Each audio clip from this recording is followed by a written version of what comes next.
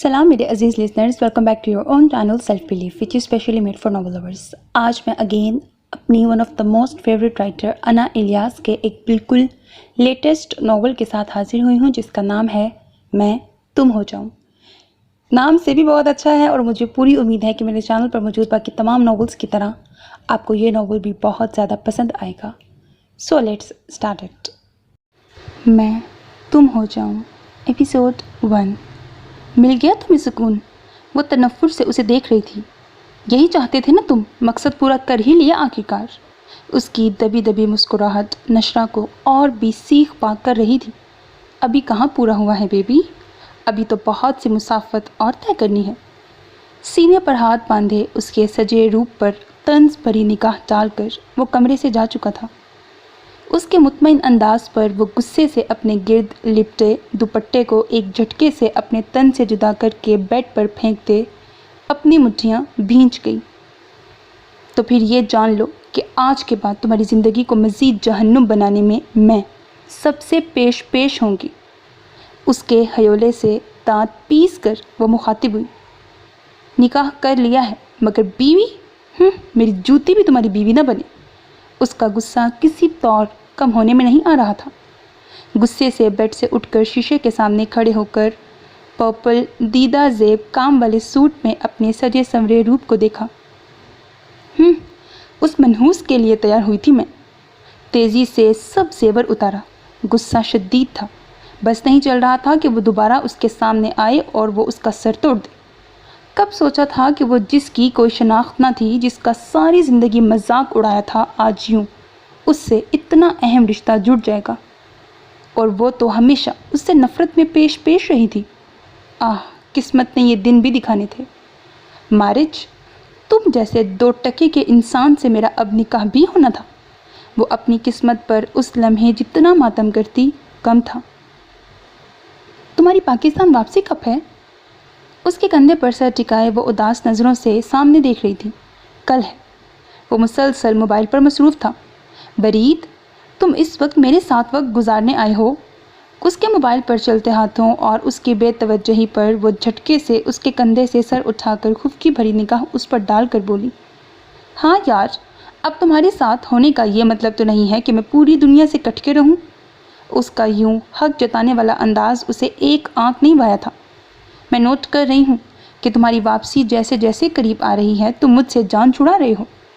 اپنے آدھے برہنہ کندھوں پر پڑنے والے براؤن ہاتھوں کو جھٹکے سے پیچھے کرتے وہ اس سے شکوہ کر رہی تھی۔ یو نو واٹ جینی؟ اپنے بازو کو ایک جھٹکے سے اس کے بازو سے نکال کر وہ اس کی جانب خشمگی نگاہوں سے دیکھنے لگا۔ تمہیں اب یہ حقیقت تسلیم کر لینی چاہیے کہ تمہارا اور میرا ساتھ یہیں تک تھا۔ اس سے آگے کا خواب تم نہ ہی دیکھو تو اچھا ہے۔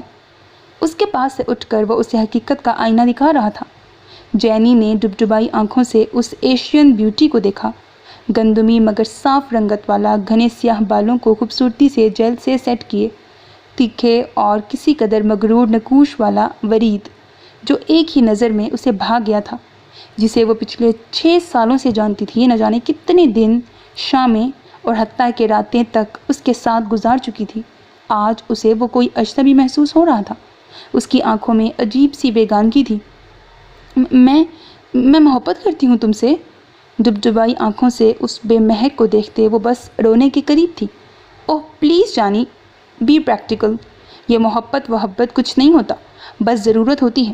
مجھے تمہاری اور تمہیں میری ضرورت بس یہیں تک تھی۔ باقی سب بیکار کی چیزیں ہوتی ہیں، اور تم جیسی ایک فورن لڑکی محبت کی باتیں کرتی بالکل بھی اچھی نہیں لگتی۔ وہ سمجھانے سے زیادہ اس کا تمسخر اڑا رہا تھا۔ جینی کی آنکھوں میں مرچیں سی بھر رہی تھیں۔ تو پھر میں دعا کرتی ہوں کہ تم بھی اس جذبے کا مزہ چکھو، اور ایسے کہ کسی دن میری جگہ تم ہو اور کوئی تمہارے اس جذبے کا ایسے ہی مذاق اڑائے۔ اپنی جگہ سے کھڑی ہوتی وہ ایک ایک لفظ چبا کر بولتی، بے دردی سے آنکھوں سے بہتے آنسو صاف کرتی، تیزی سے پارک سے نکلتی چلی گئی۔ وہ سر جھٹک کر اس کے پاگل پن پر صرف کندھے اچکا کر رہ گیا۔ وہ غصے سے تن فن کرتا کمرے میں داخل ہوا جہاں وہ شرمیلی مسکان لیے اس کی منتظر تھی۔ کیا بکواس کی تھی تم نے فون پر؟ وہ جو بیڈ پر بیٹھی کب سے اس کے انتظار میں تھی، اسے یوں غصے میں اپنی جانب بڑھتے دیکھ کر ابھی سنبھلنے بھی نہیں پائی تھی کہ وہ اس کا منہ اپنے ہاتھ میں دبوچ کر جھٹکا دے کر بولا، تم جیسی عورتوں کے ساتھ صرف وقت کو حسین بنانے کے لیے چند لمحے گزارے جاتے ہیں، اس سے آگے کوئی اور مقام نہیں دیا جاتا۔ جتنی جلدی ہو سکے اس بچے سے اپنی جان چھڑاؤ، اور کیا گارنٹی ہے کہ یہ بچہ میرا ہی ہے؟ وہ اس کے کانوں میں زہر گھول رہا تھا۔ مہر نگار کی آنکھوں سے آنسو بہنے لگے، ایک جھٹکے سے اس کا منہ چھوڑا۔ سائیں، آپ جانتے ہیں میں اس کوٹھی کی زینت بنتے ہی آپ کے حصے میں آئی تھی۔ کس کرب سے وہ اپنی بے گناہی کا ثبوت دے رہی تھی مجھے کیا معلوم؟ جیسے جھوٹے تعلق تم لوگ بناتی ہو ویسے ہی نہ جانے کتنے جھوٹ اور گھڑتی ہو، مگر میری بات یاد رکھنا۔ انگلی اٹھا کر اس کے خوبصورت چہرے کو تنفر سے دیکھتے وارننگ کا انداز اپنایا۔ تم کسی کا کارنامہ مجھ پر نہیں توپ سکتی، اور فرض کرو یہ میرے اور تمہارے حسین پل کی یادگار کے طور پر تمہارے وجود کا حصہ بن بھی گیا ہے، تب بھی میرا اس سے کوئی تعلق نہیں۔ وہ شفاق انداز اپنائے ہوئے تھا۔ ابھی کل ہی اسے معلوم ہوا تھا کہ جس کوٹھے والی سے وہ 1 مہینے سے تعلق بنائے ہوئے تھا وہ اس کے خون کو خود میں سینچ رہی تھی۔ بس یہ سننا تھا کہ ملک سرفراز غصے میں پاگل ہو کر شہر میں اس کوٹھی میں پہنچا جو مہر نگار کے حسن کے نذرانے کے طور پر اسے دے رکھی تھی۔ نکاح تم جیسی سے تو کسی صورت میں کرنے والا نہیں، تم بھی اس مصیبت سے چھٹکارا حاصل کرو۔ ویسے بھی میں 1 مہینے سے زیادہ کسی کے ساتھ رہنا پسند نہیں کرتا۔ میری بیوی میرے گھر میں موجود ہے اور اولاد بھی آنے والی ہے، مگر تم؟ وہ اسے باور کرواتا نخوت سے پھر اس کی جانب انگلی اٹھا کر اسے کڑی نظروں سے دیکھنے لگا۔ تم کسی صورت وہ مقام حاصل نہیں کر سکتی۔ ہماری عورتوں کی ایک عزت ہے، تم جیسیوں سے ان کا کیا مقابلہ؟ اس کے لہجے کا زہریلا پن مہر نگار کے دل کو چھلنی کر رہا تھا۔ اور انہی عزت دار عورتوں سے چھپ چھپا کر آپ جیسے اپنی عزت کو بڑھانے ہمارے کوٹھوں پر آتے ہیں۔ شکوہ کنہ نظروں سے جو سچ اس نے بولا وہ ملک سرفراز سے برداشت نہ ہوا۔ بکواس کرتی ہو؟ الٹے ہاتھ کا تھپڑ اپنے سے چند گز کے فاصلے پر بیٹھی مہر نگار کو مارنے میں اس نے پل بھر کی دیر نہیں کی تھی۔ گال پر ہاتھ رکھے وہ اس کی آنکھوں میں آنکھیں ڈالے بیٹھی تھی۔ میرا بھی وعدہ ہے آپ سے، یہ بچہ آپ کے لیے امتحان نہ بنا دیا تو میرا نام اس صفحہ ہستی سے مٹا دینا۔ اس کا نڈر انداز ملک سرفراز کو آگ لگا گیا۔ غصے سے اٹھ کر وہ کمرے سے باہر چلا گیا۔ اب کی بار پاس پڑے فون سے وہ ملک ایاز کا نمبر ملا رہی تھی۔ کچھ دیر پہلے ہی وہ ڈیرے سے واپس آئے تھے۔ مردان خانے میں موجود ملازم سے مارچ کے بارے میں استفسار کیا۔ ملک جی وہ تو پچھلے باغ میں موجود ہیں، نہر والے لوگوں کا کچھ مسئلہ تھا، بس اسی کے سلسلے میں ان سے بات چیت کر رہے ہیں۔ ملازم نے تفصیل بتائی۔ اس کو بولو فوراً میری بات سنیں اور ان لوگوں کو بٹھاؤ، میں خود اس سارے معاملے کو سنوں گا۔ مصیبت ڈالی ہوئی ہے ان لوگوں نے، لڑائی جھگڑوں سے باز نہیں آتے۔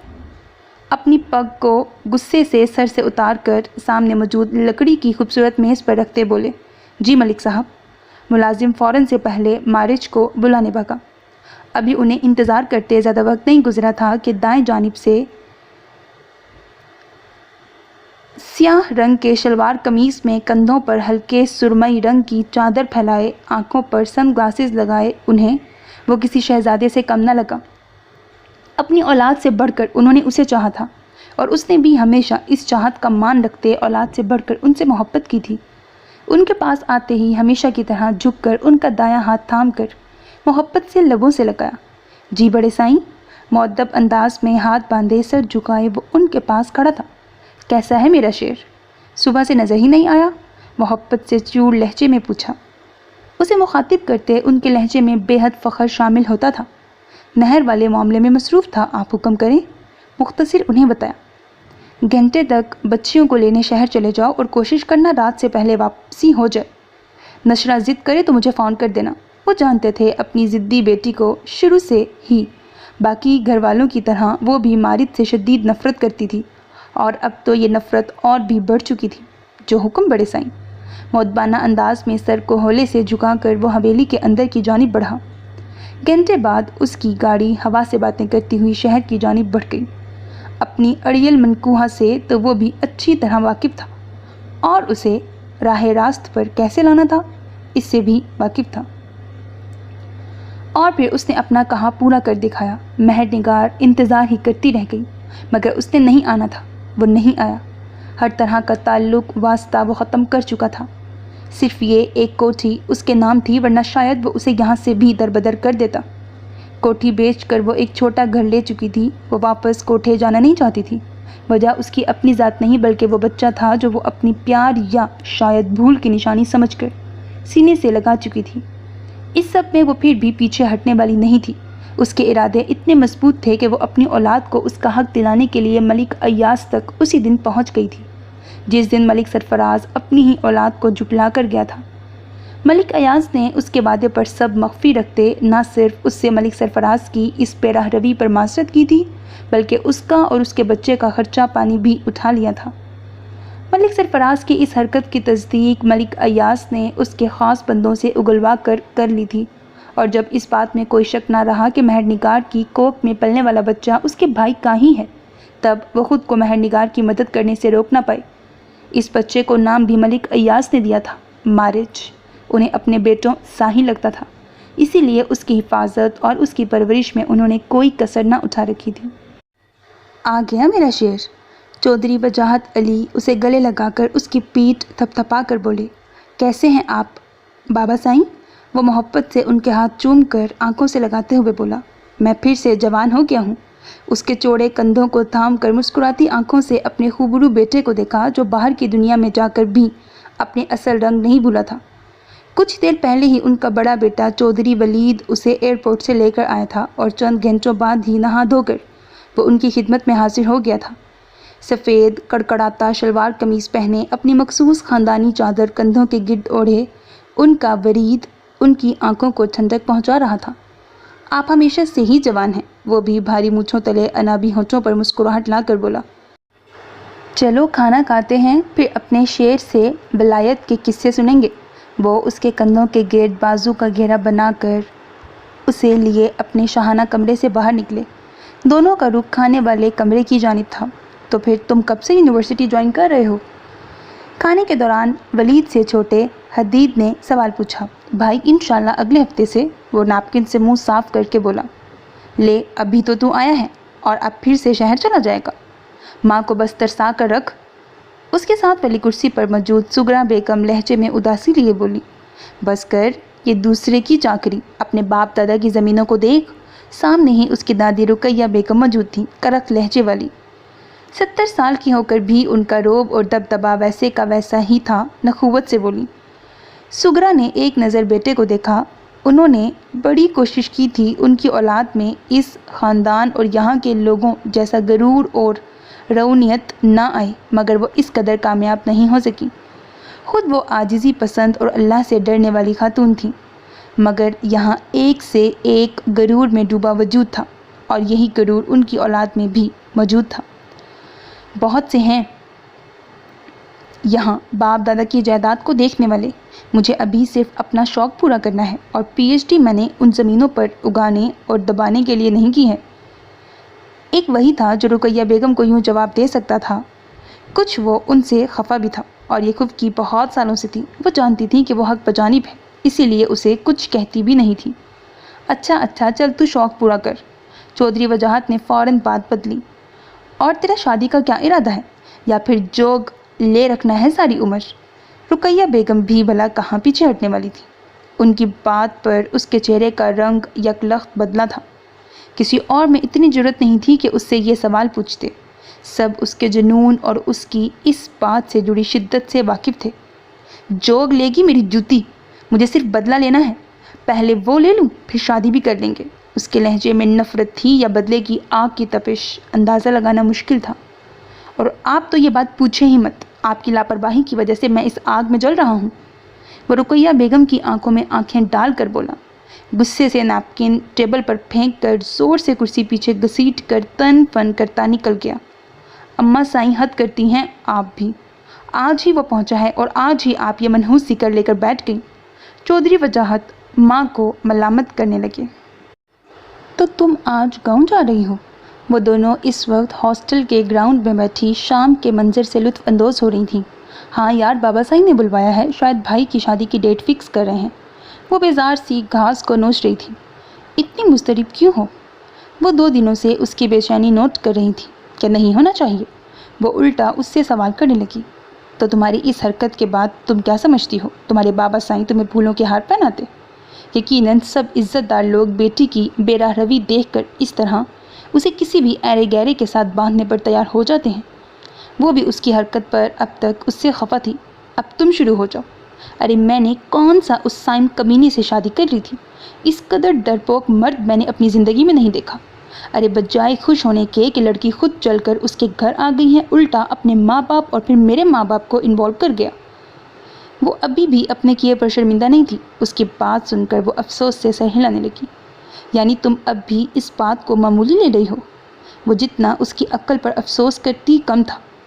نار، تم بھی نا، حد ہے یار، کتنا بڑا ایڈونچر کر رہی تھی میں، اور وہ بزدل میرے باپ کی حیثیت سے ڈر گیا اور بابا سائیں نے بھی پکڑ کر اس نیچ شخص کے پلے باندھ دیا۔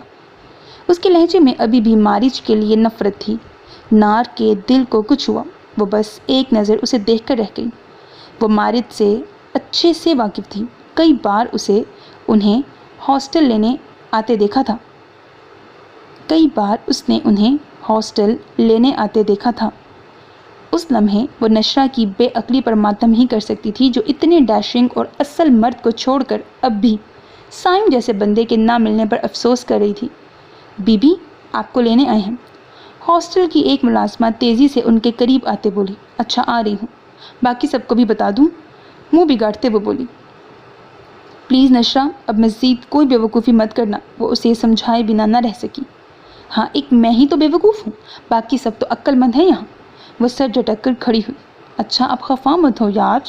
وہ بھی اس کے ساتھ کھڑے ہوتے اسے بے اختیار بازوؤں کے گھیرے میں لے گئی۔ اس کی خودکی کہاں اسے چین لینے دیتی تھی۔ چلو مجھے چھوڑنے آؤ، اور ہاں، اگر بھائی کی ڈیٹ فائنل ہو گئی تو تمہیں حویلی بلوا لوں گی، اور میں کوئی انکار نہ سنوں۔ اس کی بات پر وہ اسے بس دیکھ کر رہ گئی۔ سوچوں گی، وہ ٹھنڈی سانس لے کر بولی۔ سوچنے کی بات نہیں ہو رہی ہے، بس میں نے کہہ دیا ہے نا، آنا ہے تو بس پھر آنا ہے۔ ویسے بھی تمہارے کون سا کوئی آگے پیچھے ہے کہ تمہیں اجازت لینی پڑے؟ وہ جلدی میں بے حد غلط بات کر گئی۔ اپنے کہے الفاظ کی سنگینی کا احساس تب ہوا جب نار اس سے چند قدموں کے فاصلے پر رک گئی۔ چند قدم لینے کے بعد اسے احساس ہوا کہ وہ اکیلی چل رہی ہے۔ مڑ کر نار کو دیکھا تو احساس ہوا کچھ غلط بول گئی ہے۔ آئی ایم سوری نار، یکدم واپس آتے وہ ملتجی لہجے میں بولی۔ وہ بمشکل اپنے آنسو پی کر مسکرائی۔ کوئی بات نہیں، کچھ غلط بھی نہیں کہا تم نے۔ ہنس کر اس کی بات ٹالی۔ نہیں یار، میں نے تمہیں ہرٹ کر دیا۔ وہ اس کے کندھوں پر ہاتھ رکھ کر بولی۔ اب پچھتائی کہ کیوں بنا سوچے سمجھے بولتی ہے۔ آپ ہی جلدی کریں، مارچ بھائی کب سے انتظار کر رہے ہیں۔ اس سے پہلے کہ ان دونوں میں مزید گفتگو ہوتی، ہانیہ بھاگی ہوئی ان تک آئی۔ مارچ کا نام سنتے ہی نشرہ کا حلق تک کڑوا ہو گیا، جبکہ نار کا دل بری طرح دھڑکا۔ چلو جاؤ تم اب، میں گیٹ تک آتی ہوں۔ اس کا ہاتھ پکڑ کر وہ تیزی سے اسے لیے اندر کی جانب بڑھی۔ کچھ دیر بعد ہی وہ ان چاروں کے ہمراہ ان کی گاڑی تک آئی۔ چہرہ حسب معمول چادر سے چھپا رکھا تھا، صرف آنکھیں دکھائی دے رہی تھیں۔ مارچ نے ایک نگاہ غلط نار پر ڈالی۔ اسے ایک نظر دیکھ کر ہی دل اندر تک سرشار ہوا۔ گاڑی کی سیٹ سنبھالتے بھی سائیڈ مرر سے نار کو دیکھنا نہیں بھولا تھا۔ سب خاموشی سے گاڑی میں بیٹھ چکی تھیں۔ نار کی بہت منتوں کے سبب نشرہ خاموشی سے اس لمحے گاڑی میں بیٹھ گئی تھی۔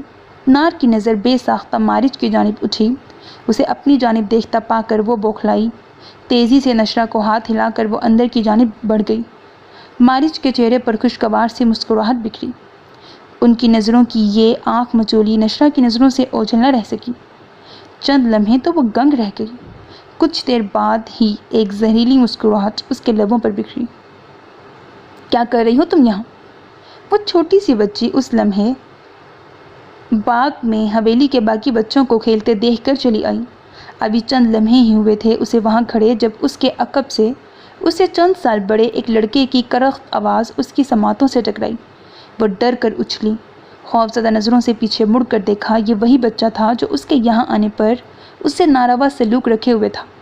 2 دن پہلے بھی اس سے مار کھائی تھی، اور اب وہ پھر سے غصیلے تاثرات لیے اس کے پیچھے کھڑا اسے گھور رہا تھا۔ میں تو بس ایسے ہی یہاں۔ خاموش! ابھی اس کی آواز حلق سے پوری طرح نکل بھی نہ پائی تھی کہ ایک زوردار تھپڑ نے اسے بالکل خاموش کروا دیا۔ میرے آگے بولتی ہے؟ تو ہے کیا؟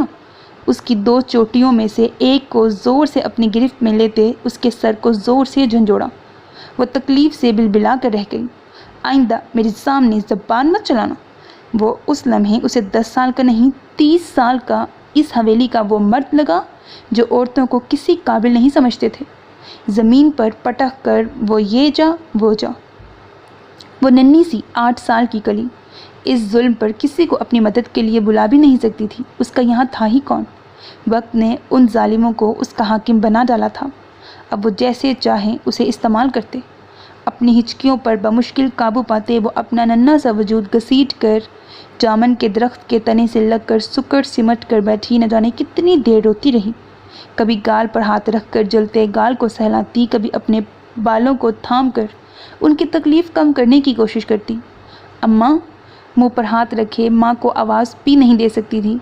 کوئی سن لیتا تو اس کی اور بھی شامت آنی تھی۔ وہ نہیں جانتی تھی کہ اس لڑکے کو اس سے کیا بیٹ تھا، بس اس کا جب دل کرتا اسے دھنک کر رکھ دیتا، اور کوئی بچہ اس سے اس طرح پیش نہیں آتا تھا، مگر وہ نہ جانے کیوں۔ مت مارو مجھے، میں نے اماں میں نے کیا بگاڑا ہے تمہارا؟ وہ زور زور سے چلا رہی تھی، بلک رہی تھی، مگر وہ وحشی بنا اسے اپنی وحشت کا نشانہ بنا رہا تھا۔ بکواس بند کر، کمینی کہیں کی، تو ہے، تیری وجہ سے۔ اس کا تھپڑ اس قدر زوردار تھا کہ اس بیچاری کے ہونٹ پھٹ گئے، مگر وہ کسی صورت اس پر رحم کھانے کو تیار نہ تھا۔ بیٹا وہ تمہیں بتانا تھا۔ یک دم منظر بدلا، کوئی فون پر اسے اطلاع دے رہا تھا۔ کیا ہے، جلدی بولیں، وہ بیزاری سے بولا۔ ابھی تو شیلٹن کے وہ قریب ہوا ہی تھا کہ منحوس فون نے رکھ نہ ڈالا۔ فون کان سے لگائے مخمور نگاہوں سے وہ شیلٹن کے بجلیاں گراتے حسن کو دیکھ رہا تھا۔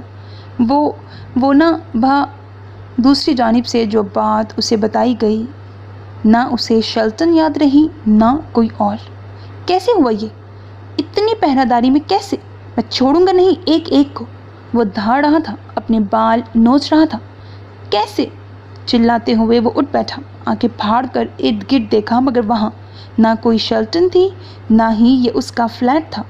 وہ تو اس لمحے حویلی میں اپنے کمرے میں موجود تھا، مگر یہ خواب، بہت سالوں سے یہ خواب اسے تنگ کر رہا تھا۔ سر ہاتھوں پر گرایا، ایک لمبی سانس خارج کرتا وہ کمفرٹر غصے سے خود پر سے ہٹاتا بیڈ سے اٹھا۔ سائڈ ٹیبل سے موبائل اٹھا کر وقت دیکھا، رات کے 2:30 بج رہے تھے۔ ہر سمت سناٹا تھا۔ موبائل واپس پٹک کر سگریٹ اور لائٹر اٹھا کر بالکنی کی جانب رخ کیا۔ نومبر کی خنک ہوا نے اس کے جلتے دماغ کو پرسکون کیا۔ سگریٹ سلگا کر باغ میں موجود کسی غیر مرئی نقطے کو نہ جانے کتنی دیر تک دیکھتا رہا۔ اضطراب کم ہونے کی بجائے بڑھتا جا رہا تھا۔ ڈھونڈ نکالوں گا میں تمہیں، جہاں کہیں بھی تم ہوں، چھوڑوں گا نہیں۔ ایک بار مل جاؤ، تمہارے کیے کی بہت کڑی سزا ملے گی تمہیں۔ سگریٹ کے 1-2 اور کش لگا کر زمین پر پھینک کر پاؤں سے اسے ایسے مسلا جیسے سگریٹ نہیں اسے تکلیف دینے والا وہ شخص ہو۔ مبارک ہو، اللہ نے آپ کو 2 بیٹیوں سے نوازا ہے۔ وہ جو کب سے مضطرب سا ادھر سے ادھر چکر کاٹ رہا تھا، ڈاکٹر کے باہر آنے پر خوشخبری سنانے پر تھم سا گیا۔ اسے آس تھی کہ شاید بیٹا ہو، مگر اب اس کے بعد آپ کی وائف دوبارہ بچہ کنسیو نہیں کر سکتی، لہٰذا اب دوبارہ آپ ایسا کچھ مت کیجیے گا، ورنہ ان کی زندگی کی ہم کوئی گارنٹی نہیں دے پائیں گے۔ اب بھی کیس بہت زیادہ پیچیدہ تھا، مگر اللہ نے ان دونوں کی زندگی رکھی تھی، اسی لیے یہ دنیا میں آئیں۔ ڈاکٹر کی بات پر اس کے کندھے جھک کر رہ گئے۔ پچھلے 6 سالوں سے اس کے ساتھ یہی ہو رہا تھا۔ صرف ایک زرناب تھی، ان کی 3 سالہ بیٹی، جو ان کی اولاد میں سے اب تک زندہ سلامت تھی، باقی سب بیٹے اللہ کو پیارے ہو چکے تھے۔ ایک بار اللہ نے بیٹا صحیح سلامت دیا، مگر ڈیلیوری کے چند گھنٹوں بعد ہی اللہ نے اسے واپس بلا لیا۔ نہ جانے کس کی بددعائیں میرے بچے کی خوشیاں کھا گئیں۔ عشرت بیگم روتے ہوئے ملک سرفراز کے کندھے کے ساتھ لگ کر چہکوں پہکوں رونے لگی۔ کسی کی بددعائیں نہیں، انسان کے اپنے اعمال کبھی کبھی اس کی راہیں کھوٹی کر دیتے ہیں۔ شکر کرو اللہ نے اولاد سے نوازا ہے۔ ملک ایاز نے گلا کھنکار کر ایک ہاتھ سے بھائی کا کندھا تھپتھپایا۔ اپنے بیٹوں پر غرور مت کریں۔ بھائی کی بات وہ برداشت نہ کر سکا، ہاتھ جھٹک کر نخوت سے بولا، میں اپنے بیٹوں پر غرور نہیں کرتا، یہی فرق ہے مجھ میں اور تم میں۔ اپنی پگڑی درست کر کے وہ وہاں سے جا چکے تھے۔ چند دن بعد ہی مارچ کو لیے وہ حویلی میں داخل ہوئے۔ کون ہے یہ بچہ؟ گندمی رنگت کا پیارا سا 7 سال کا بچہ ملک ایاز کے ہمراہ آتے دیکھ کر رضیہ مایا کو تخت پر احتیاط سے لٹا کر کھڑی ہوئی۔ عشرت بیگم اور زرینہ کے بھی تاثرات رضیہ سے مختلف نہیں تھے۔ یہ میرے دوست کا بیٹا ہے، ماں باپ دونوں زندہ نہیں ہیں، اسی لیے میں اسے یہاں لے آیا، اب سے یہ یہیں رہے گا۔ ملک ایاز کی بات پر ہال میں آتے سرفراز کے کان کھڑے ہوئے۔ بھائی صاحب، ایسی کہانیاں بہت پرانی ہو چکی ہیں، بتائیے گا ذرا کون سے دوست کا بیٹا ہے یہ؟ جب سے پگڑی ملک ایاز کو ملی تھی تب سے ملک سرفراز ویسے ہی بھائی سے جل رہا تھا۔ اب بھی اسی جلن کے تحت وہ جان بوجھ کر باپ جیسے بھائی پر الزام لگانے لگا۔ اس کی بات پر وہاں موجود تینوں خواتین کے چہرے کے تاثرات لمحہ بھر کے لیے بدلے۔ تم نہیں جانتے اسے؟ بڑی مشکل سے بھائی کی بات کو برداشت کرتے انہوں نے اپنا لہجہ اعتدال پر رکھا۔ اگر مہر نگار نے انہیں قسم نہ دی ہوتی تو وہ ضرور اس وقت ملک سرفراز کو اس بات کا اچھے سے جواب دیتے۔ یہ خوب کہی آپ نے، ایسے کیسے ہم کسی بھی ایرے گہرے کو اپنے گھر میں رکھ لیں؟ کیا آپ اپنی روایات بھول چکے ہیں؟ یہاں ہماری بیٹیاں بھی ہیں جنہوں نے کل کو جوان ہونا ہے۔ ایک ایسے لڑکے کو ہم کیسے یہاں رہنے کی اجازت دے سکتے ہیں جس کا نہ آگا ہے نہ پیچھا؟ کیوں اماں، غلط کہا ہے کیا میں نے؟ اس نے رعونیت سے کہتے ماں کو بھی بیچ میں گھسیٹا، اور وہ تو ہمیشہ اس کی اچھی بری بات کی تائید کرتی تھی، اسی لیے تو وہ بگڑا تھا۔ سرفراز ٹھیک کہہ رہا ہے بیٹے، ہمارے یہاں بچیاں غیروں سے پردہ کرتی ہیں، کل کو یہ اسی کے ساتھ یہاں بڑی ہوں گی، ہم کیسے لوگوں کو جواب دیتے پھریں گے؟ تم کسی یتیم خانے میں سے بھجواؤ، انہوں نے بھی صفاقی سے کہا۔ جن کا آگا پیچھا ہو کرتوت تو کبھی کبھی ان کے بھی ٹھیک نہیں ہوتے۔ خاندان اور حسب نسب سے اگر شرافت آنی ہوتی تو عزت دار لوگ کبھی کوٹھوں پر نہ جاتے۔ ملک ایاز نے اب کی بار اپنی سنجیدہ نظریں بھائی کی آنکھوں میں گاڑتے جیسے اسے کچھ باور کروایا تھا۔ ملک سرفراز کی زبان یکدم تالو سے چپک گئی۔ وہ کس بات کا حوالہ دے رہے تھے؟ کچھ چونک کر اس نے مارچ کی جانب دیکھا۔ اس چہرے نے کسی کی یاد بڑی شدت سے دلائی۔ رنگت اتنی صاف نہیں تھی مگر آنکھیں ہو بہو وہی تھیں۔ عشرت بیگم کے دل میں مارچ کے حوالے سے شک آ چکا تھا، وہ اسے رکھنے کو تیار نہیں تھی۔ بہت دیر ملک ایاز اور ان میں بحث چلتی رہی۔ ملک سرفراز تو ایسا چپ ہوا کہ کچھ دیر بعد وہاں سے چلا ہی گیا۔ رات میں جس وقت ملک ایاز اپنی خوابگاہ میں آئے، زرینہ کو بیڈ پر گم سم سا بیٹھے دیکھا۔ آہستہ روی سے چلتے وہ بیڈ پر ان کے مقابل بیٹھے۔ زرینہ کی محبیت ٹوٹی۔ کیا آپ کو بھی مجھ پر شک ہے؟ ان کے لہجے میں ایک آس تھی۔ زرینہ ہولے سے مسکرائیں۔ کیا آپ کا یہ سوال کرنا بنتا ہے؟ کیا اتنے سالوں میں اتنا ہی جانا ہے مجھے آپ نے؟ ان کے چہرے کا اطمینان دیکھ کر انہیں ڈھارس ملی۔ بندہ بشر ہیں، لوگوں کی باتوں میں آ بھی سکتی ہیں۔ ان کے چہرے پر بھی آسودہ مسکراہٹ بکھری۔ اگر یہ آپ کی بھی اولاد ہوتی تو مجھے اس بچے سے کوئی پرخاش نہیں تھی۔ ہر انسان اپنے کیے کا ذمہ دار خود ہے۔ اگر آپ گناہ کے مرتکب ہوتے تو اللہ ہی آپ کے لیے کافی ہے۔ ہم انسان اپنے اعمال کے ذمہ دار ہیں، دوسروں کے نہیں۔ بس مجھے یہ تکلیف ہو رہی ہے کہ لوگ گناہ کا رشتہ بناتے یہ کیوں بھول جاتے ہیں جو جان اس سب کی پاداش میں دنیا میں آتی ہے وہ کن تکلیفوں سے گزرتی ہے۔ میں کوشش کروں گی کہ مارچ کو میری جانب سے ایسی کوئی تکلیف سہنی نہ پڑے، مگر باقیوں کا میں کچھ نہیں کہہ سکتی۔ وہ زرینہ کی سمجھداری اور خود سے محبت سے بہت اچھے سے واقف تھے۔ آج بھی انہوں نے اپنے شوہر کو مایوس نہیں کیا تھا۔ دعا کرو میں اسے پڑھا لکھا کر اس قابل کر دوں کہ وہ ہمارا محتاج نہ رہے۔ انہوں نے صدقے دل سے شوہر کی بات پر آمین کہا۔ پوچھو گی نہیں اس بچے کی اصل حقیقت کیا ہے؟ ان کے ہاتھ تھامتے ہوئے انہوں نے فہمائشی انداز میں پوچھا۔ کچھ حقیقتیں معلوم نہ ہوں تو ہی بہتر ہوتا ہے۔ لوگوں کے اصل چہرے اگر نظر آ جائیں تو اعتماد اٹھ جاتا ہے۔ میں چاہوں گی کہ آپ سرفراز بھائی کے اس راز کو کبھی فاش نہ کریں۔ اللہ بہتر حساب لینے والا ہے۔ زرینہ کی بات سن کر وہ دنگ رہ گئے۔ آپ کی کوٹھے والی بات پر سرفراز بھائی کا چپ ہونا شاید اور کسی کو محسوس نہ ہوا ہو، مگر میں نے اس خاموشی سے بہت کچھ اخذ کر لیا تھا۔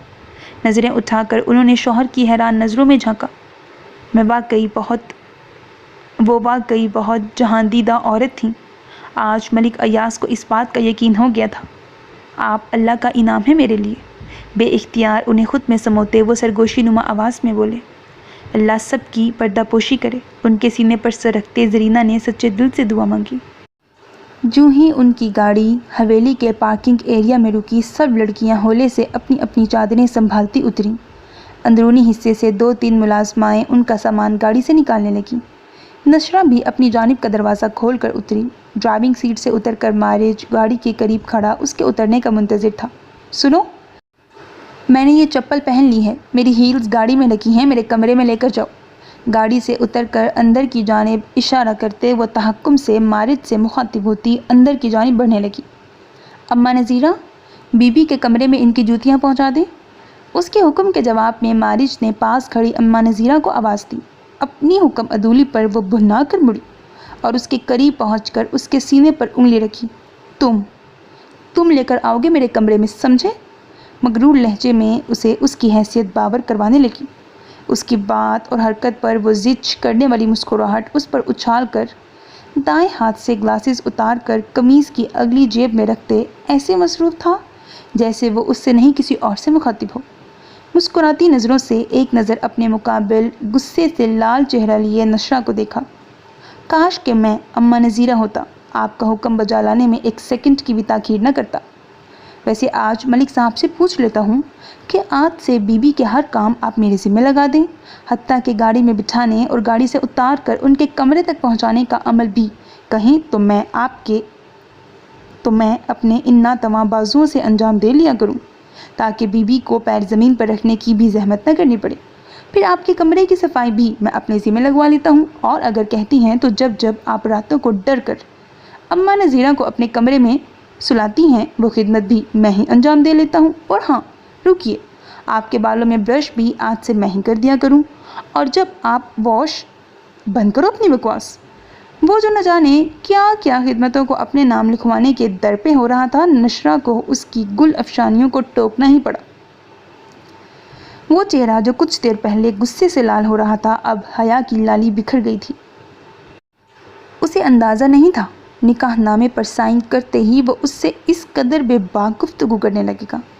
आइंदा सोच समझ कर मुझे मेरी हैसियत बावर करवाइएगा। वो क्या है ना कि वक्त ने बहुत कुछ बदल दिया है।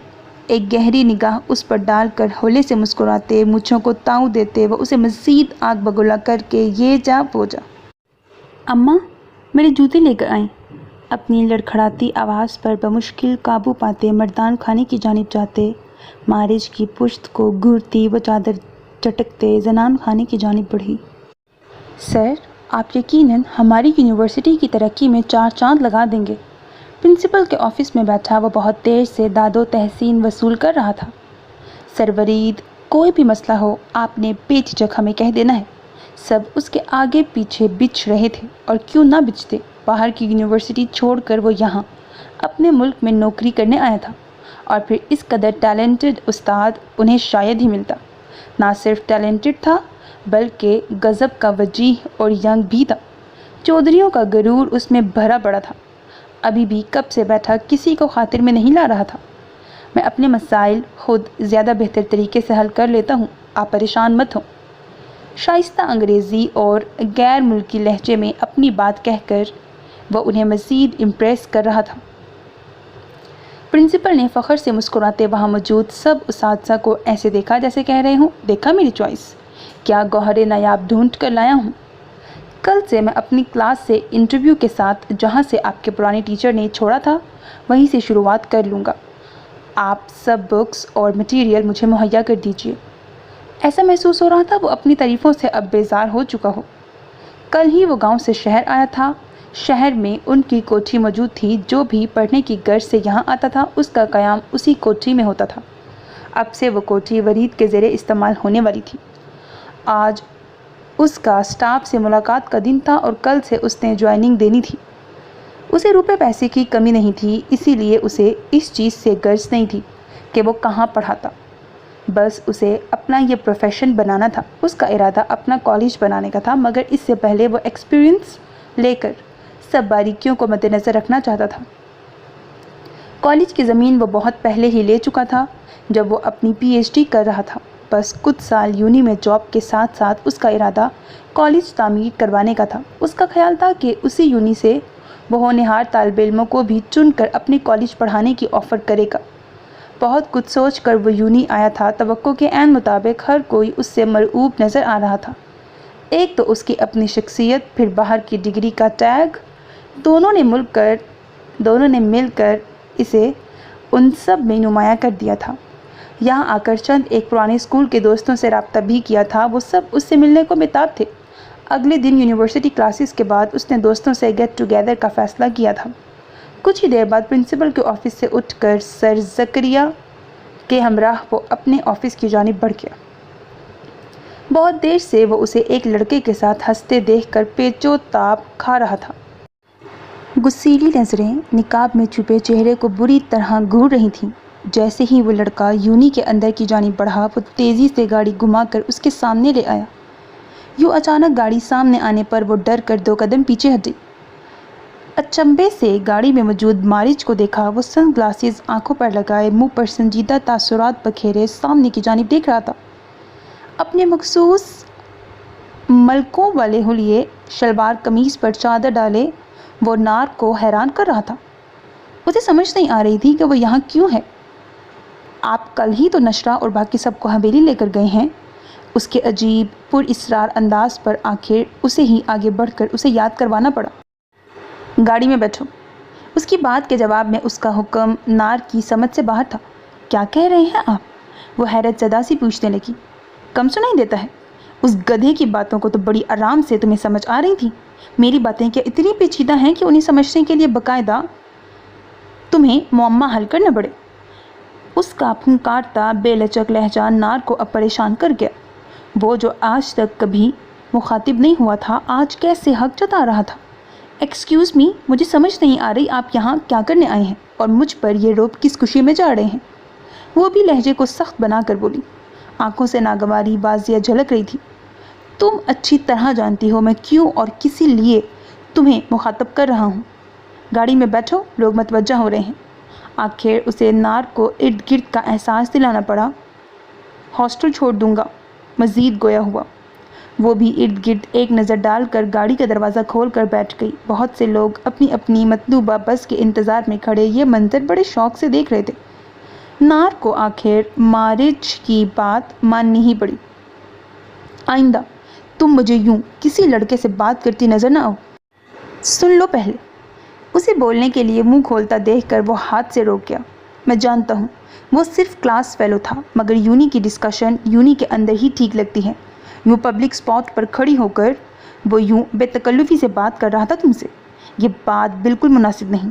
उसका अंदाज़ उसे जितना हैरान करता कम था। वो ऐसे बोल रहा था जैसे बहुत करीबी ताल्लुक़ या बेतकल्लुफ़ी हो। आप कौन होते हैं मुझे ये सब कहने वाले? अपनी घोर आंखें उसके संजीदा चेहरे पर डालते वो तल्खी से बोली। क्या मुझे बताने की ज़रूरत है कि मैं कौन हूँ? उसकी जानिब एक नज़र देखते वो रुक रुक कर आखिरी 3 अल्फाज पर जोर डाल कर बोलता नार को हक्का बक्का कर गया। तो क्या वो जान गया था? उसकी हैरानगी पर मोड़ काटते एक नज़र उसे देखकर वो मुबीन सा मुस्कुराया। तुम बहुत अहम हो मेरे लिए और ये बात तुम जानती हो। वो उसे क्या कुछ बावर करवा गया था। अब क्या फ़ायदा ये सब बताने का? वो बमुश्किल चेहरा मोड़कर अपने आंसू ज़ब्त करने लगी। बहुत देर हो चुकी है। वो लड़खड़ाते लहजे पर बमुश्किल काबू पाकर बोली। बिल्कुल भी देर नहीं हुई। मेरे ख़्याल में अभी तो असल वक्त आया है। तुम जैसे कहोगी मैं वैसा ही करूँगा। एतबार करो मुझ पर। वो उसे यकीन दिलाता हुआ बोला। किसी पर यकीन नहीं, अब किसी पर एतबार नहीं। वो नफ़ी में सर हिलाते बोली। आंसू टूट कर उसके निकाब में जज्ब हो रहे थे। लहजे में बरसों की मसाफत थी। मैं तुम्हारा यकीन और मान कभी नहीं तोड़ूंगा। वो हर मुमकिन तरीके से उसे यकीन दिलाना चाहता था। मुझसे दूर रहें आप। वो लहजा सख्त करके बोली। ये नामुमकिन है। वो भी अटल लहजे में बोला। क्या बताएंगे किसी को कौन हूँ मैं आपकी? वो उसे चैलेंज करने वाले अंदाज में बोली। जो हकीकत है वो बता दूंगा। डरता नहीं मैं किसी से, और इतने अरसे में इस बात का तो अंदाज़ा हो गया होगा तुम्हें। वो भी उसका चैलेंज कबूल करते हुए बोला। नहीं, मैं आपको खो नहीं सकती। प्लीज़ दोबारा मेरे रास्ते में मत आइएगा। हॉस्टल के करीब गाड़ी रोक दे उसने एक नज़र भर कर उसे देखा। कितना खौफ था उसके अंदर। वो मुतासिफ हुआ। इसका फ़ैसला तुमने नहीं मैंने करना है। तुम बेफिक्र होकर जाओ और अपना ख्याल रखो। मैं हर लम्हा तुम्हारे आसपास ही हूँ। उसे यकीन दिलाता वह उसे जाने का इशारा करने लगा। नार ने बेबस नज़रों से उसे देखा। वो ज़िद्दी था, ये तो वो जानती थी। खामोशी से गाड़ी से उतरकर मरे मरे कदमों से अंदर जाने लगी। कितना चाहा था उसने कि वो उससे ये बात ये सब छुपा ले, मगर वो नाकाम रही थी। अब उसे नशरा की फ़िक्र हो रही थी। अगर जो उसे ये सब मालूम हो जाए, उसका रिएक्शन क्या होगा। किसने बताया भाई साहब को मेरे और महर निगार के बारे में? वो अपने तमाम ख़ास मुलाज़मीन को लाइन हाजिर कर चुका था। गुस्से से दहाड़ता वो पागल हो रहा था। उसकी एक और कमज़ोरी उसके भाई के हाथ लग गई थी। साहब, मेरी इत्तला के मुताबिक महर निगार ने खुद बड़े साहब को फ़ोन किया था। शेरू ने डरते डरते उसे इत्तला दी। तो तब तू मुझे बता नहीं सकता था? इतने साल छुपा कर रखा और अब वो सपोलिया यहाँ इस हवेली तक पहुँच गया है। वो गाली खुद कहाँ है? वो फुंकारते हुए बोला। चेहरा लाल सुर्ख हो रहा था, आंखों से शोले निकल रहे थे। वो साहब, वो मर गई है। उसने फिर से हौले से बोलते हुए कहा, ऐसे कहा जैसे अपने जुर्म का एतराफ़ कर रहा हो। अच्छा हुआ, उसे भी अब मर जाना चाहिए। गुस्से से उसके नाक के नथने बुरी तरह फूले हुए थे। बस नहीं चल रहा था, मारिच को अभी के अभी मार देता। उसे कल से बाड़ी की रखवाली के लिए रखो, आगे का काम मैं खुद करूँगा। कुछ सोचकर उसने बाकी मुलाज़मीन को जाने का इशारा किया। शेरू को पास बुलाकर सरगोशी के से अंदाज में कहा, साहब जी, बड़े साहब ने उस बच्चे से ऐसे कोई भी काम लेने से मना किया है। वो फिर खौफ से थरथराते हुए बोला, ठीक है, कल मैं शिकार पर जा रहा हूँ, वो भी मेरे साथ जाएगा और इस बार मैं कोई ना सुनूँ। जैसे भी बंदोबस्त कर सकते हो करो। अपनी गुस्सीली निगाहें शेरू पर जमाता वो एक एक लफ्ज़ पर जोर देकर बोला, जी सरकार, मैं कुछ करता हूँ। जानता था उसकी बात ना मानने का क्या नतीजा हो सकता था, इसीलिए शेरू को मानते ही बनी। अगले दिन जैसे तैसे मलिक अय्यास को मनाकर शेरू ने मलिक सरफराज के हमरा उसे भेजा। 2 मुलाज़मीन के साथ मारिज भी था। वो जानता था कि मलिक सरफराज उसका बाप है। उसकी माँ ने उसे कुछ नहीं छुपाया था, हत्ता कि उसकी हकीकत भी। अभी वो नाजायज़ लफ्ज़ के मायने समझने की उम्र में नहीं था। हाँ, मगर ये ज़रूर जानता था कि उसका बाप उसके लिए दिल में कोई एहसास, कोई जज्बा नहीं रखता, मगर इतनी नफ़रत रखता है, ये अंदाज़ा उसे आज हो जाना था। जंगल में कुछ दूर ही अभी वो पहुँचे थे कि मलिक सरफराज ने दोनों मुलाज़मीन को गन्स देकर एक मखसूस जगह पर रुकने का कहा। तुम लोग यहीं इंतज़ार करो, मैं आगे जाकर शिकार करके आता हूँ। वो दोनों हुक्म के गुलाम थे, लिहाजा जैसा मालिक ने कहा वैसा ही किया। चलो तुम मेरे साथ। मुड़कर गाड़ी में बैठे मारिच को बादल नख्वास्ता मुखातिब करते गाड़ी से उतरने का इशारा किया। वो चुपचाप गाड़ी से उतर गया। उसी लिए वो काफ़ी आगे आ चुका था। मारिच को समझ नहीं आ रही थी कि आखिर ये किस किस्म का शिकार है जिसमें वो दोनों बस चलते ही चले जा रहे हैं। वो आगे एक पहाड़ी से ही भाग कर देख कर आओ वहाँ मुर्गाबियाँ मौजूद हैं या नहीं। अगर हों तो मुझे बताना, मैं आकर वहाँ उनका शिकार करूँगा। एक जगह रुकते उसने सामने मौजूद टीले नुमा पहाड़ी की जानिब इशारा करते मारिच को मुखातिब किया। वो सर हिलाता एक जानिब दौड़ने लगा। मलिक सरफराज ने उसे दौड़ते देखकर अपनी गन निकाल कर उसकी टांग का निशाना लिया। अभी वो इतनी तेज़ नहीं भाग सकता था कि पल में उसकी नज़रों से ओझल हो जाता। वो बड़ी सुकून से उसका निशाना ले चुका था। ठा की आवाज़ के साथ उसे मारिच गिर कर रोता हुआ नज़र आया। उसकी बिलबिलाहट पर वो जहरखुन मुस्कुराहट घनी मूँछों तले लबों पर सजाए वहाँ से हट चुका था। न जाने क्यों शेरू को मलिक सरफराज के तेवर ठीक नहीं लगे थे। मारिच को उसके साथ भेज तो दिया था, मगर अंदर से वो खौफज़दा था। डरते हुए वो मलिक अय्यास के पास आया। जान की अमान पाऊँ तो कुछ अर्ज़ करनी है। ठीक है, जान की अमान पाऊँ तो कुछ अर्ज़ करनी है। हाथ जोड़े वो मलिक अय्यास से मुखातिब हुआ, जो मर्दान खाने में मौजूद मुंशी को पास बिठाए ज़मीनों का हिसाब किताब करने में मसरूफ़ थे। एक नज़र शेरू को देखकर मुंशी को वहाँ से जाने का कहा। शेरू उनका वफ़ादार बंदा था। मलिक सरफराज के बहुत से काले कामों से वो उन्हें आगाह करता था। इस तरह के उसका नाम भी कभी नहीं आया था। कहो। गले में मौजूद चादर ठीक करते वो उससे गोया हुआ। छोटे मलिक साहब के तेवर ठीक नहीं लगते। वो उस बच्चे को ले तो गए हैं, मगर मुझे डर है कि वो अपना अंदेशा उन्हें बताने लगा। साथ ही साथ उस दिन की गुफ्तगू भी मनो अन सुनाई। तो तुम्ही ने उसकी सिफारिश की थी कि उसे ले जाने दें। वो एक कड़ी निगाह उस पर डाल कर बोले, जी, अपनी गलती का शिद्दत से एहसास हो रहा है। न जाने क्यों दिल कह रहा है वो इस बच्चे के साथ कुछ बुरा करने वाले हैं। उसका खौफज़दा लहजा उनकी भी परेशानी में इजाफा कर चुका था। मेरी जीप निकालो, कुछ सोच कर वो यकदम उठे। कुछ ही देर में वो दोनों चंद और गार्ड्स के साथ उसी जंगल में पहुंच चुके थे। सामने ही मलिक सरफराज को मुर्गाबियाँ पकड़ कर गाड़ी में रखते हुए देखा। मारिज उन्हें कहीं भी नजर नहीं आया। मारिज कहाँ है? उसे ना पाकर वो गुस्से से मलिक सरफराज की जानिब बढ़े, जो कुछ गड़बड़ाता हुआ नजर आया। कहीं था, यहीं कहीं था, शायद खेलते खेलते आगे निकल गया हो। उसे हकलाते देखकर उन्हें अंदाज़ा हो गया कि शेरू का शक सच में बदल चुका है। शेरू, सफ्तर, वजाहत, सब फैल जाओ इस जंगल में। जब तक मारिज नहीं मिलेगा कोई इस जंगल से एक कदम भी बाहर नहीं निकालेगा। मलिक सरफराज पर एक तीखी नज़र डालते वो चिल्लाए। कुछ ही देर बाद शेरू के बाजुओं में खून से लथपथ बेहोश मारिज को देखकर उनका दिल किया मलिक सरफराज को यहीं ज़मीन में गाड़ दें। मलिक साहब, इसे गोली लगी है, बहुत ज़्यादा खून बह चुका है। वो हाँपता हुआ उन तक पहुँचा। इतने से बच्चे का ये हाल देखकर मलिक अय्याज आगे बढ़कर सब मुलाजमीन की परवाह किए बगैर एक ज़ोरदार थप्पड़ मलिक सरफराज के दाएं गाल पर जड़ चुके थे। एक हाथ से शुश्तर मलिक सरफराज का गिरबान पकड़ा। तुम बाप नहीं, वो सांप हो जो अपने मतलब के लिए अपनी औलाद को निगलने से भी दरेक नहीं करता। दुआ करना ये बच जाए, नहीं तो अपने अंजाम की फिक्र करना।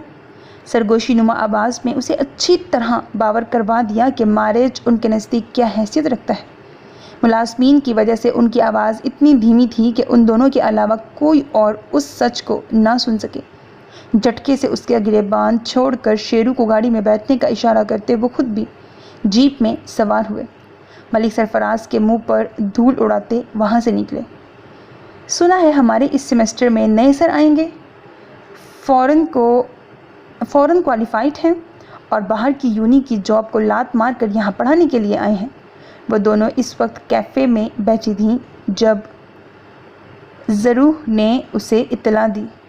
अच्छी बात है यार, हमारा टैलेंट हमें फ़ायदा पहुँचाए, ना कि बाहर वालों को। वो हमेशा की तरह निकाब में मलबूस थी। इस वक्त भी दोनों नोट्स बनाने के साथ साथ बातें भी कर रही थी। नशरा की वापसी का क्या सीन है? वो जानती थी कि नशरा उसके ज़्यादा क्लोज़ है। यार रात को तो बात हुई थी, कह रही थी कि इसी वीकेंड पर उसके भाई की शादी के फंक्शंस शुरू हो जाएंगे, लिहाजा अगले 15 दिन तक तो वो नहीं आएगी। नार की बात पर वो मुँह बनाकर रह गई। तो इतने दिनों की छुट्टी मिल गई क्या उसे? वो कुछ हैरानगी से बोली। उन्हें तो सब टीचर्स 2 दिन की छुट्टियों पर झाड़ कर रख देते थे। वो हमारी जैसी नहीं है। उसके बाबा साईं यहाँ पर डोनेशंस देते हैं। उनके बच्चों को फेवर नहीं मिलेगी तो किसे मिलेगी? नार की बात पर वो चुप रह गई। कुछ ही देर बाद दोनों नए टीचर की क्लास अटेंड करने पहुंच चुकी थीं। वर्जिशी जिस्म वाला लंबा चौड़ा संजीदा सा वरीद तमाम स्टूडेंट्स को अपना गर्विदा बना गया। काली शलवार कमीज़ पहने कोहनियों तक का फोल्ड किए वो वजाहत का शाहकार था। रोल नंबर 201, 15 दिन की लीव क्यों? क्या आप में से कोई उनकी इतनी लंबी गैर हाजिरी की वजह जानता है? वरीद एक तायराना निगाह सामने बैठे स्टूडेंट्स पर डालकर बोला। आज उसका यहाँ क्लास के साथ पहला दिन था। अपने इंटरव्यू के बाद उसने अटेंडेंस लगानी शुरू की। निकाब में मौजूद एक लड़की ने हाथ खड़ा किया।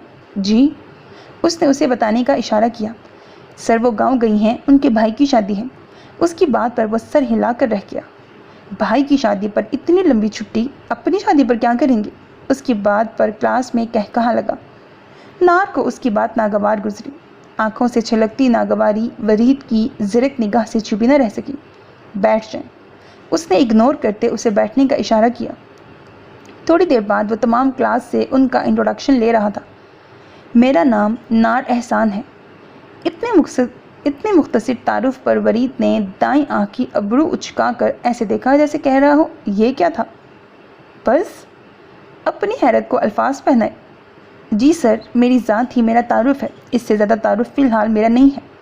उसकी बात ने वरीद को मखमसे में डाला। वो लड़की उसे अजीब सा मुअम्मा लगी। कंधे उचकर। कोई एम्बिशंस नहीं आपकी ज़िंदगी में? इस डिग्री के बाद क्या करेंगी? न जाने क्यों उससे बात करने को दिल किया। अभी सबसे बड़ा एम्बिशन ये डिग्री है और 90% पाकिस्तानियों की तरह डिग्री के बाद अच्छी नौकरी अहम गोल है ज़िंदगी में। उसकी बात पर मुतासिर कुन मुस्कुराहट उसके चेहरे पर बिखरी। मतलब आप हकीकत पसंद है, अच्छी बात है। वो मुतासिर हुए बगैर न रहा। निकाब में मौजूद कम ही लड़कियों को इतना कॉन्फिडेंट उसने देखा था, वरना अमूमन घबराई हुई होती थी। اب کی بار اس نے ایک گہری نگاہ اس کی کالی سیاہ گور آنکھوں پر ڈالی۔ ناڈ نے سرد سے نگاہوں کا زاویہ بدلا۔ حقیقت پسند ہونے سے زندگی آسان ہو جاتی ہے اور امیدیں نہیں بنتی، نہ ٹوٹتی ہیں، نہ تکلیف ہوتی ہے۔ سب مزے سے ان کی گفتگو سن رہے تھے۔ گڈ، اچھا لگا یہ جان کر کہ میری کلاس میں اتنے فلاسفرز موجود ہیں۔ نہ جانے اس نے تعریف کی تھی کہ مذاق اڑایا تھا۔ کچھ لوگ دبا دبا ہنس رہے تھے۔ نار کو تو ایسا ہی لگا کہ یہ تعریف نہیں، مذاق اڑانا تھا۔ اب کی بار وہ خاموشی رہی،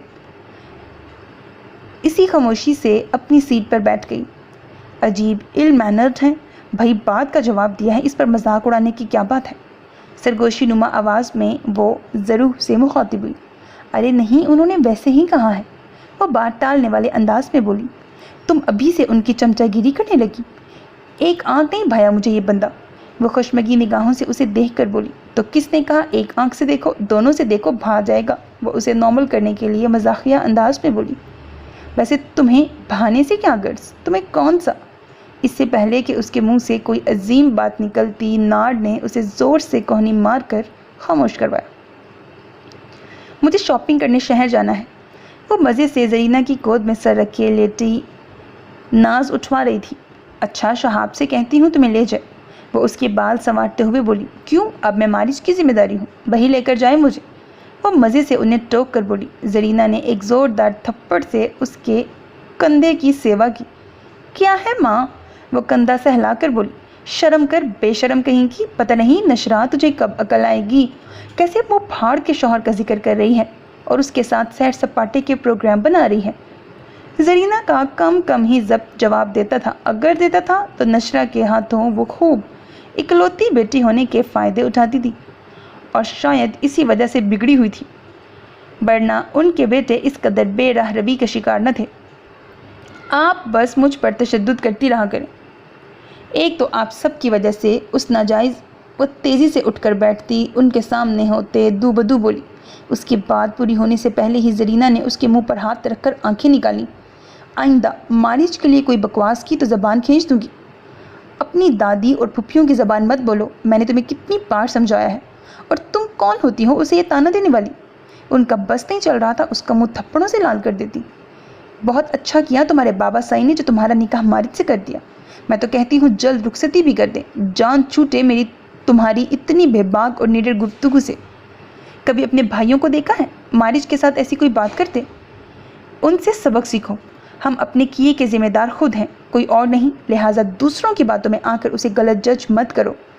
وہ اسے اچھی طرح لتاڑ رہی تھی۔ اب وہی لے کر جائے گا تمہیں بازار، بالکل صحیح کرتا ہے وہ تمہیں کسی خاطر نہ لا کر۔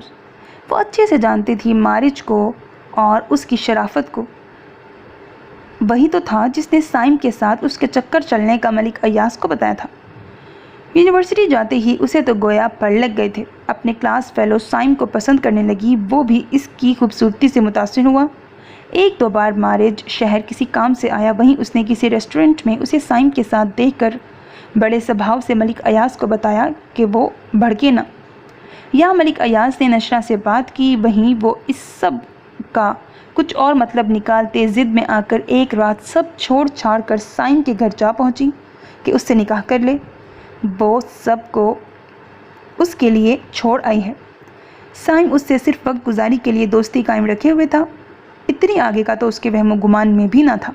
اس کے ماں باپ ملک ایاز کو اچھے سے جانتے تھے، انہوں نے بھی اپنے بیٹے کو اچھا خاصا لتاڑا اور فوراً ملک ایاز کو فون ملا دیا۔ ان کے فون سے پہلے ہی مارج نے یہ اطلاع ان کو پہنچا دی تھی کہ نشرا گھر چھوڑ کر بھاگ گئی ہے۔ اس نے کچھ دنوں سے اپنے کچھ بندے اس کے پیچھے لگائے ہوئے تھے جو اس کی ایک ایک رپورٹ مارج کو دیتے تھے۔ وہ حویلی کی سبھی لڑکیوں کے لیے اتنا ہی حساس تھا، مگر یہ سب کرتے اس کے بھی وہم و گمان میں نہ تھا کہ نشرا کو سائم جیسے آوارہ صرف لڑکے سے بچاتے بچاتے وہ خود پھنس جائے گا۔ ملک ایاز اسی رات غصے میں نشرا کو حویلی لے کر آئے اور آتے ہی اس کا نکاح مارج سے کرنے کا فیصلہ کیا۔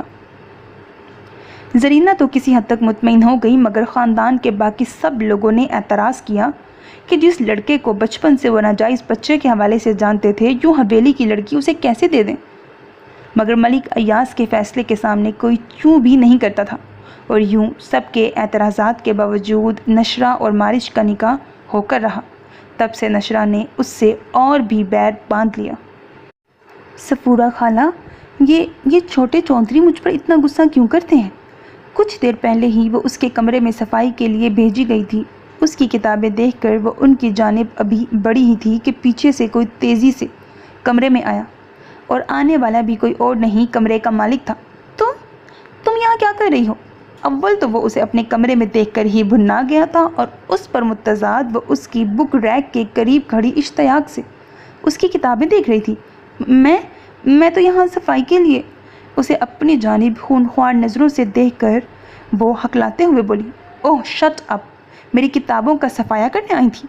बताओ क्या चुराया है यहाँ से, बोलो। उसे उस लम्हे वो पागल ही लगा था जो बिना सोचे समझे बस उस पर गुस्सा उतारने के बहाने ढूंढता था। साहब, मैंने कुछ नहीं चुराया। रोते हुए अपने छोटे छोटे हाथों को उसके सामने जोड़े वो बेबस थी, शदीद बेबस। कब सोचा था ज़िंदगी में कभी ऐसे हालात का सामना करना पड़ेगा। नाज़ों में पलने वाली आज यूं रूल रही थी, दफ़ा हो जाओ मेरे कमरे से। उसके दोनों गालों पर पै दर पै थप्पड़ों की बरसात करते वो भूल गया था कि जो गुस्सा वो उस पर निकाल रहा है वो उसकी हकदार नहीं थी। वो हाँपती काँपती वहाँ से भागती सीधी मुलाजमों के बने हुए हिस्से की जानिब आई। सफूरा खाला उसका लाल चेहरा देखकर समझ गई कि वो फिर से छोटे चौधरी से मार खाकर आई है। तू क्यों गई वहाँ? एक वही यहाँ उसके दुख समेटने वाली थी, वरना तो किसी को कोई फ़र्क नहीं पड़ता था। मुझे बड़ी बेगम चौधराइन ने भेजा था उनका कमरा साफ़ करने के लिए, वो रोते रोते खुद पर बीती बता रही थी। दूसरी जानिब सुगरा बेगम अपने बेटे को ऐसा दरिंदा सिर्फ देखकर उसे टोके बिना न रह सकी। क्यों तुम उसे यूँ बेदर्दी से मारते हो? इंसान है वो। उस बच्ची के निकलते ही वो उसके कमरे में मौजूद थी। अम्मा साईं, मत उसकी साइड लिया करें, वो अपनी उम्र से कहीं बड़ा उन्हें लगा। मैंने खून में नहाया अपना भाई देखा था, आपने नहीं। वो अपनी लहू छलकाती आंखों से एक नज़र उन्हें देख कर रह गया। वो मेरा भी बेटा था, मैंने माफ़ कर दिया सबको। वो रोते हुए उसे कंधों से थाम कर अपने साथ लगाते हुए बोली, कैसे कर सकती हैं आप उन्हें माफ़? कैसे? मैं नहीं कर सकता। वो उनके हाथ झटक कर दूर हुआ। वो ऐसा ही सफाक था। बस कर दो वरीद, ये मेरे हाथ जुड़े हैं, वो बच्ची मर जाएगी। रोज़ तुम उसे मारते हो, यही सीख रहे हो अपनी पढ़ाई से? वो अब की बार उसे गुस्से से डांटने लगी। हाँ, बुज़दिल बना दें उसे अपनी तरह। न जाने किस लम्हे रुकैया बेगम कमरे में आई, उन्हें पता नहीं चला। अल्लाह के कहर से डरें, वो दबी दबी आवाज़ में बोली। कब हिम्मत थी कि उनके सामने एतराज़ कर पाती? वो नाहजार डरा अल्लाह से, मेरे बच्चे को गाड़ी के नीचे रोनते। वो धाड़ी, और तू बिल्कुल सही कर रहा है तो उसके साथ। वो उसे मज़ीद शेर बनाकर चली गई। सुगरा ने अफसोस से उन्हें देखा। यूनिवर्सिटी से आने के बाद वो बहुत देर से खामोश कमरे में बैठा, रॉकिंग चेयर का रुख खिड़की की जानिब था, ला यानी सोचों में डूबा हुआ था। कैसे ढूंढूं तुम्हें? हाथ की मुट्ठी बनाकर माथे को होले होले ठोक रहा था। उसी लम्हे मोबाइल बजा। उसके ख़ास बंदे का फ़ोन था। हाँ, कुछ पता चला? उसने छूटते ही पूछा। आपके जाने के बाद भी उसका ज़्यादातर वक्त सफूरा बेगम के साथ गुजरता था। सफूरा बीबी कहाँ है अब? वो हवेली में चंद दिन रहा था, मगर सफूरा उसे काम करती नज़र नहीं आई थी। वो हवेली के अहम मुलाज़मीन में से एक थी। वो यही समझा कि शायद वो मर चुकी हैं। उसकी गुमशुदगी के चंद दिन बाद ही वो अपनी बेटी के घर हमेशा के लिए चली गई थी, क्योंकि उसका शौहर किसी एक्सीडेंट में मर गया था, तो सफूरा बेगम को वहाँ मजबूरन जाना पड़ा। बरीद को ये न जाने क्यों कहानी में झोल लगा। पता करो वो अब कहाँ हैं, उनका एड्रेस मुझे भिजवाओ। कुछ सोचकर उसने उसे एक नया काम दिया। जैसे आपका हुक्म सरकार, वो मुअद्दब अंदाज में बोला। अभी फ़ोन बंद किया ही था कि एक बार फिर फ़ोन की बेल बजी। कहाँ है यार? दूसरी जानिब फ़ख्र था। कहीं नहीं, घर पे ही हूँ। एक लंबी सांस खारिज करके बोला, तो आजा, तुझे एक फ्रेंड से मिलवाऊँ। उसके लहजे में मौजूद खनक सुनकर उसके चेहरे पर भी मुस्कुराहट दौड़ गई। वो प्ले बॉय था, जाने इतने दिन भी किसी लड़की के बगैर कैसे गुजार दिए थे। आता हूँ। फ़ोन बंद करके तेज़ी से तैयार होने चल दिया। कुछ देर बाद ही वो फ़ख्र के सामने मौजूद था, जो पहले से ही किसी तरह लड़की से बातें करने में मसरूफ़ था। तीनों शहर के महंगे होटल में इस वक्त मौजूद थे। یہ میرا بہت پیارا دوست ورید ہے، حال ہی میں باہر سے پڑھ کر آیا ہے اور اب یہاں بھی پڑھائی کا، ساتھ ہی ساتھ موٹیویشنل اسپیکر ہے، بہت سے ملکوں میں سیمینارز کر چکا ہے، مگر اب پاکستان میں بھی اپنی خدمات پیش کرنے آ گیا ہے۔ اس کی بات پر مقابل لڑکی متاثر کن انداز میں ورید کو دیکھنے لگی۔ اور یہ ردا ہے، میری یونی فیلو، سوچا آج تم سے ملواؤں۔ اس کی بات پر دونوں نے ایک دوسرے کو دیکھ کر خیر مقدمی مسکراہٹ دی۔ ان کا اتنا لمبا چوڑا تعارف اور میرا بس اتنا سا، وہ ایک ادا سے برا مان کر بولی۔ تم اپنا تعارف خود کرواؤ، میرے خیال سے تم زیادہ اپنے بارے میں بتا سکتی ہو۔ اچھا گائز، مجھے ذرا ضروری کال آ گئی ہے، میں پھر کسی دن تم دونوں کو جوائن کروں گا، وہ تیزی سے وہاں سے اٹھتا ہوا بولا۔ کچھ دیر فخر کو وہاں سے جاتا دیکھنے کے بعد اس نے اپنی مقناطیسی سحر زدہ نگاہیں اس کے چہرے پر گاڑی۔ جی، تو آپ اپنا مکمل تعارف کروانا پسند کریں گی؟ کرسی کی پشت سے ٹیک لگائے آرام دہ انداز میں بیٹھے ہوئے، کرسی کی ہتھی پر کوہنی ٹکائے، دائیں ہاتھ کی بند مٹھی ہونٹ اور تھوڑی پر ٹکائے، وریدہ کو قدرت کا شاہکار ہی لگا۔ بلیک ڈریس پینٹ پر لائٹ گرے شرٹ پہنے، فارمل سے حلیے میں گھنے بالوں کو جیل سے سیٹ کیے وہ ایک شاندار مرد تھا۔ داڑھی اور گھنی مونچھیں اس کی وجاہت کو چار چاند لگا رہی تھیں۔ ستواں ناک، تنی ہوئی بھویں، غرور چھلکاتی آنکھیں، سب بے حد پرفیکٹ تھا۔ وہ خود اس وقت پرپل سلیو لیس ٹاپ اور وائٹ ٹائٹس پر خوبصورتی سے تیار ہوئی کسی کا بھی ایمان متزلزل کرنے کی صلاحیت رکھتی تھی۔ اتنی جلدی کیا ہے؟ ملتے رہیں گے تو مزید کھل کر ایک دوسرے کے سامنے آئیں گے۔ شولڈر کٹ بالوں کو ناز سے جھٹکتے ہوئے وہ مقابل کو اپنے سحر پہ جکڑ چکی تھی۔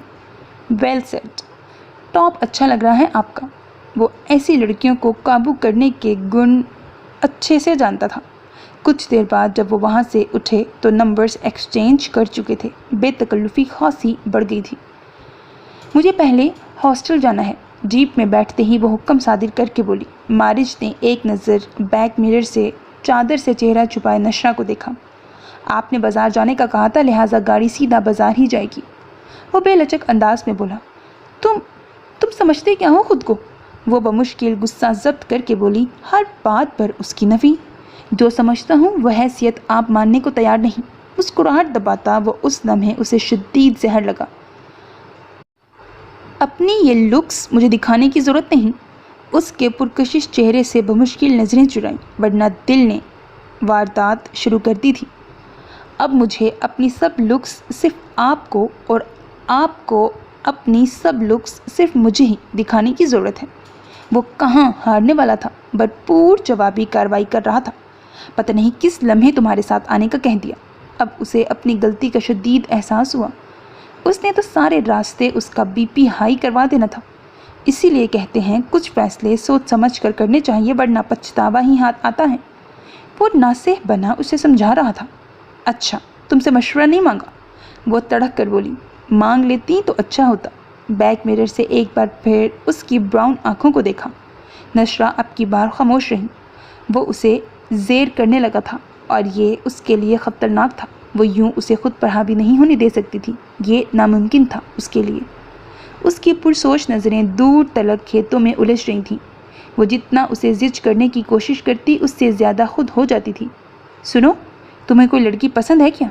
نہ جانے دماغ میں کیا سمائی، کچھ دیر بعد پھر سے بھیڑیوں کو چھتے کو چھیڑا تھا۔ ہوئی بھی تو آپ سے کوئی بے تکلفی نہیں کہ آپ سے شیئر کرتا پھروں۔ اس کی بات پر ماتھے پر بل واضح نمودار ہوئے۔ دیکھو، اگر ہے تو میں تمہاری شادی کروا دوں گی، سیریسلی، مذاق نہیں کر رہی ہوں۔ وہ ہر طرح سے اس سے جان چھڑانا چاہتی تھی۔ بی بی، آپ کا اور میرا مذاق ہے بھی نہیں۔ بہتر ہوگا جو فاصلے شروع سے قائم ہیں وہ قائم ہی رہیں۔ اب کی بار وہ اسے شٹ اپ کال دے رہا تھا۔ تو اس نکاح کا پھر میں کیا کروں؟ وہ جھنجھلائی۔ اتنے مقدس رشتے کے ساتھ ایسے الفاظ لگانے مناسب نہیں ہیں، وہ اسے ٹوک کر بولا۔ اچھا استاد صاحب، وہ سر جھٹک گئی۔ یہ تو مارج بھی نہیں جانتا تھا کہ ان کے اس رشتے کا انجام کیا ہوگا۔ اس نے تو ملک ایاز کے احسانوں کا بدلہ چکانے کی چھوٹی سی کوشش کی تھی۔ پچھلے 2 گھنٹے سے وہ ہاسٹل میں موجود تھے، اب تک اس کی حالت نہیں سنبھلی تھی۔ بڑے ملک صاحب، आप हौसला रखें, अल्लाह बेहतर करेगा। वो मुसलसल उनका हौसला बना उनके साथ मौजूद था।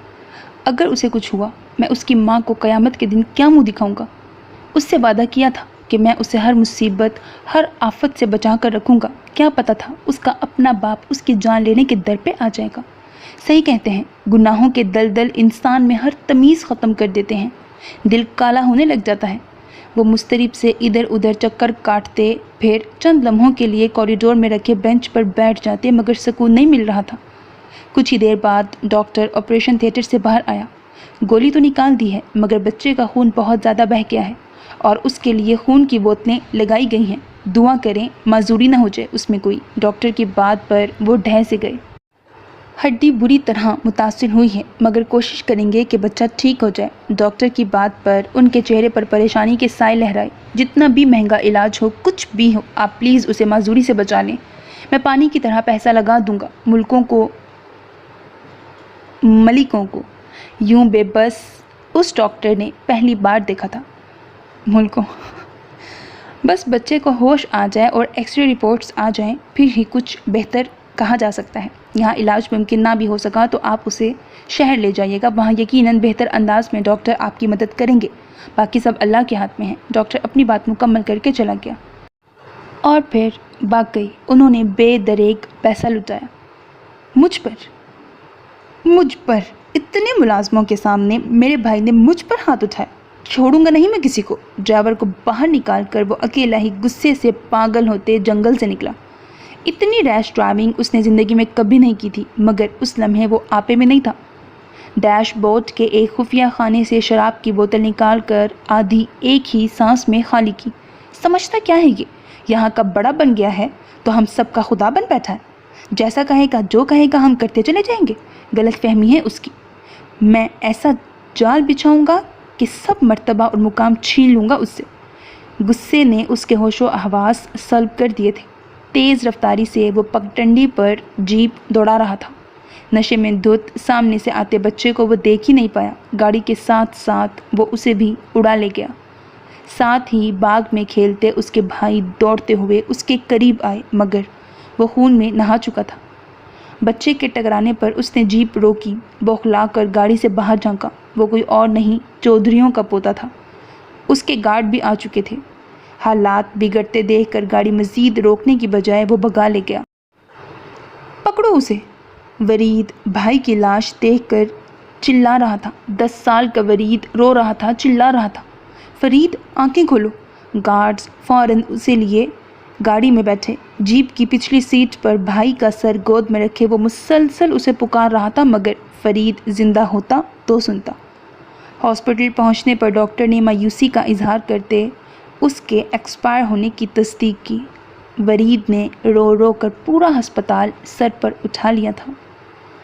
सो मेरे अजीज़ listeners, that was the end of episode 1 of the novel मैं तुम हो जाऊँ बाय अना Ilyas. Hope that you like it. अपना बहुत ख्याल रखिएगा and don't forget to subscribe to my channel because that's how you can encourage me. अल्लाह हाफिज़।